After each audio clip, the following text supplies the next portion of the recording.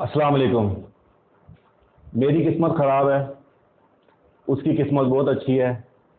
एक बंदा अगर लाइफ में सक्सेसफुल है, कामयाब है, तो एक नाकाम आदमी के पास सबसे बड़ी जस्टिफिकेशन यही होती है कि उसकी किस्मत अच्छी थी, इस वजह से वो सेट हो चुका है अपनी लाइफ में।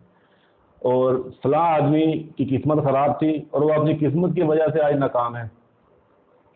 ये मामूल दिन ब दिन बढ़ता जा रहा है। नाकाम लोगों की डिक्शनरी में सबसे पहला जो वर्ड है वो है लक। अपनी तमाम नाकामियों का, तमाम महरूमियों का सारा मलबा एक किस्मत की टोकरी में डालने के लिए तैयार बैठे होते हैं। ये कहानी है 1938 की, जो मैं आपको सुनाने जा रहा हूँ, जिससे आपको पता चलेगा कि किस्मत होती क्या है और बदकिस्मती क्या होती है। जब बदकिस्मती आपके सामने आके खड़ी होती है तो आप किस तरीके से उसका मुकाबला करते हो और कैसे उस बदकिस्मती को खुशकिस्मती में बदलते हो, क्योंकि ये आपके हाथ में है, ये आपके ब्रेन के पास है, ये आपके फोकस, जो चीज़ आपके फोकस में है, जो चीज़ आप ठान लेते हो वही काम आप कर सकते हो। ये दिमागी गेम है सारी। ये जो आप माइंड में सोच सकते हो वो आप कर सकते हो। That's a very simple phenomena. जो आप सोच सकते हो वो आप कर भी सकते हो, जो आप सोच नहीं सकते वो आप कर भी नहीं सकते। ये कहानी है 1938 की। कैरोले टैक्स। कैरोले टैक्स एक हंगेरियन आर्मी में एक सोल्जर था, जो हंगेरियन आर्मी में एक आर्मी को ज्वाइन किया हुआ था उसने, और वो शूटिंग उसका पैशन था। वो राइट हैंड से शूटिंग करता था, पिस्टल शूटिंग था, और पिस्टल शूटर की वजह से वो फेमस था अपनी आर्मी में। लेकिन उसका ख्वाब था ओलंपिक्स में गोल्ड मेडल लाना अपने मुल्क के लिए, हंगरी के लिए गोल्ड मेडल जीतना उसका एक बहुत बड़ा ड्रीम था। 1938 में एक आर्मी की मशकों के दौरान एक हैंड ग्रेनेड उसके हाथ में ब्लास्ट हो जाता है, जिसकी वजह से उसका राइट हैंड काटना पड़ जाता है और वो कट जाता है। वो हॉस्पिटल में पड़ा होता है। उसका एक पूरा ऑपरेशन करने के बाद उसका राइट हैंड काट दिया जाता है और वो अपने एक हाथ के अपने उस ख्वाब को रेत की मानद गिरता हुआ वो देख रहा होता है कि अब वो ओलंपिक्स में गोल्ड मेडल नहीं ला सकता। लेकिन वो हारा नहीं, उसने हिम्मत नहीं मारी। बदकिस्मती ने उस पर वार जरूर किया, उसके आगे एक बहुत बड़ा बैरियर जरूर खड़ा कर दिया, एक बहुत बड़ा पहाड़ खड़ा कर दिया कि जिसको क्रॉस करने के बाद ही वो कुछ सोच सकता था। उसने 1 महीने के बाद वो डिस्चार्ज हुआ हॉस्पिटल से। 1 महीने के बाद डिस्चार्ज होने के बाद उसने प्रैक्टिस शुरू कर दी अपने लेफ्ट हैंड से। लेफ्ट हैंड जिससे लिखना भी पॉसिबल नहीं होता, जिससे हमें कोई आम काम करना भी मुश्किल होता है, उसने लेफ्ट हैंड से ठान लिया कि अब मैं शूटिंग कंपटीशन अपने लेफ्ट हैंड से करूंगा। 1 साल बाद यानी 1939 में एक नेशनल कंपटीशन था शूटिंग का हंगरी के अंदर ही।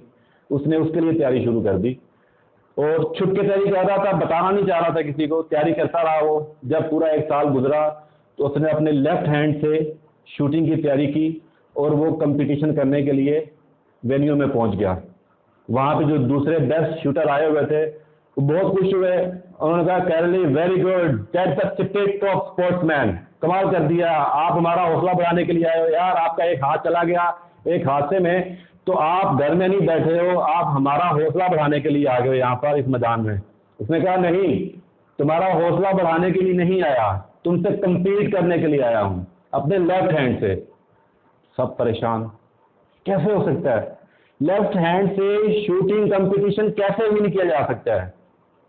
दोस्तों, शूटिंग कंपटीशन तो मजाक तो नहीं है कि आपने एग्जैक्ट निशाना लगाना है अपने हाथ से पिस्टल से और आपने उस मुकाबले को भी जीतना है, जहां पर हंगरी के बेस्ट शूटर आए हुए थे और दोनों के पास दोनों हाथ थे और दोनों के पास राइट हैंड से कंपटीशन था और ये कैरोली के पास सिर्फ only hand, the left hand.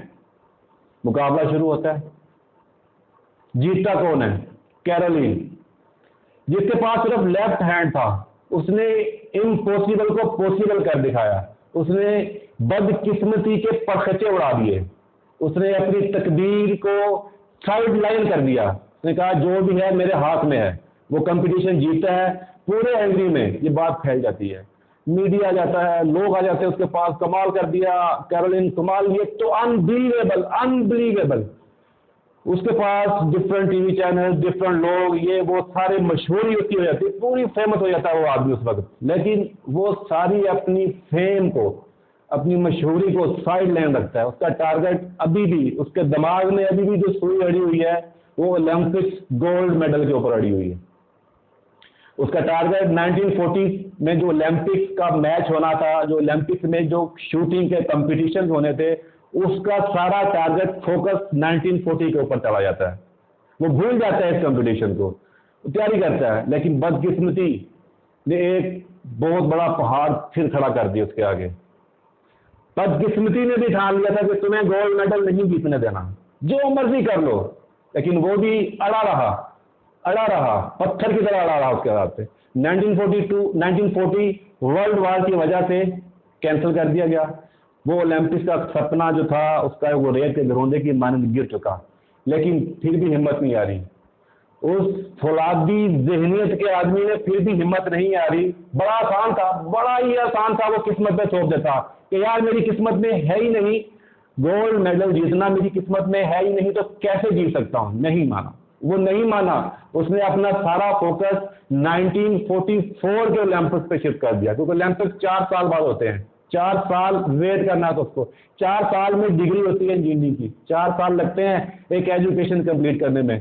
उस पागल आदमी ने 4 साल मजीद वेट करने की ठान ली कि मैं 1944 में कंप्लीट करूंगा गोल्ड मेडल के लिए, बट मुझे गोल्ड मेडल चाहिए ही चाहिए।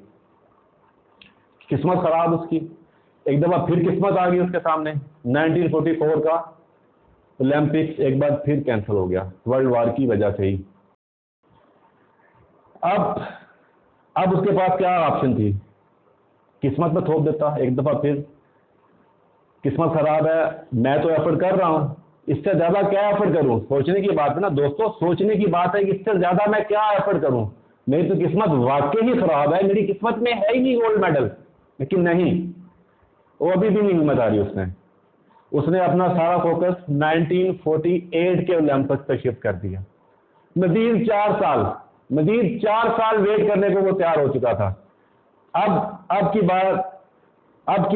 अब उसकी एज 1938 में उसकी एज 28 ईयर्स थी, और अब जब 1948 का ओलंपिक्स गेम स्टार्ट होनी थी उसकी एज 38 ईयर्स थी।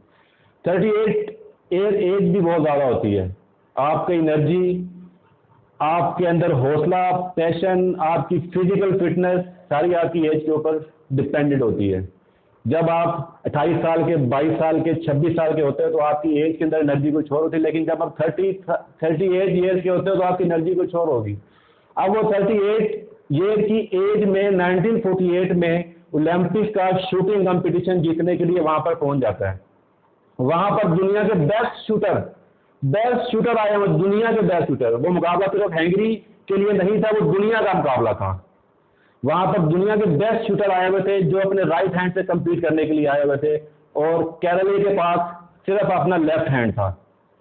और वो मुकाबला उसने कंपीट किया और उसने गोल्ड मेडल जीता। 1948 का गोल्ड मेडल जीता जब वो 38 ईयर्स का था। उसने दुनिया के बेस्ट शूटर्स को नाकों चने चलवा दिए। उसने ये साबित किया कि किस्मत ही मेरे हाथ में है, किस्मत ही मैं हूं, जो मैं सोच सकता हूं वो मैं कर सकता हूं। बात यहां रुकी नहीं, यहां थमा नहीं वो। ठीक 4 साल बाद दोबारा जो ओलंपिक्स गेम्स होनी थी 1952, उसमें भी पार्टिसिपेट किया। उस वक्त उसकी एज 42 ईयर्स थी। वो कंपटीशन भी कैरोले टेक्स ने गोल्ड मेडल जीता। दुनिया की हिस्ट्री रकम कर दी इस एक हाथ वाले इंसान ने, दुनिया की हिस्ट्री रकम की। इसने मुसलसल 2 बार गोल्ड मेडल जीता। दुनिया में आज तक कोई शूटर नहीं आया जिसने मुसलसल 2 बार ओलंपिक गोल्ड मेडल जीता हो।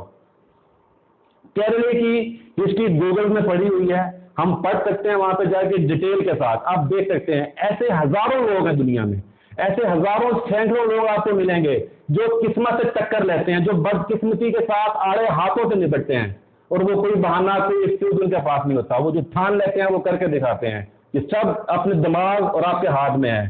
तो बराए मेहरबानी अपने ये बहाने और अपने ये लेम एक्सक्यूजेस बंद कर दें, क्योंकि सब कुछ आपके हाथ में है। You are the only responsible for your success and definitely you are the only responsible for your failure. Best of luck. Allah Hafiz.